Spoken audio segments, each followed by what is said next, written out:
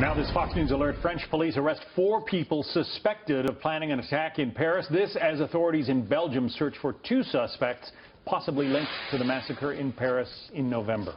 Senior Foreign Affairs correspondent Greg Palkot monitoring that live from London. Greg. John, just in the past half hour or so, we have heard from the top cop in France. He's the interior minister. And yes, he confirms that in the early hours of this morning, in and around Paris, 4 different people were arrested. And yes, they were thought to be involved in a possible or suspected attack on the French capital. This comes just 4 months after that ISIS-backed terror spree, which left 130 people dead in Paris. Those arrested today are said to have ties with radical Islam. One has been convicted of trying to go to Syria to wage jihad, and he is said to be well known among terror circles. And all of this comes just a day after yet another terror raid, this time in next-door Belgium, and the capital there, Brussels.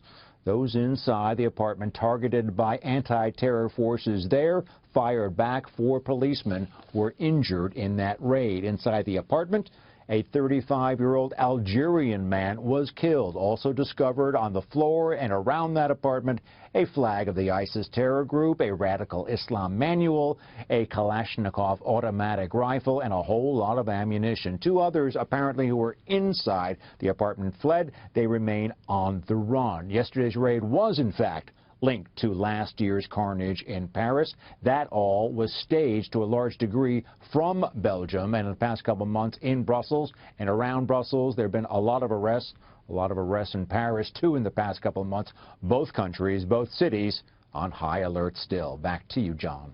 Greg Palkot in London. Thank you, Greg.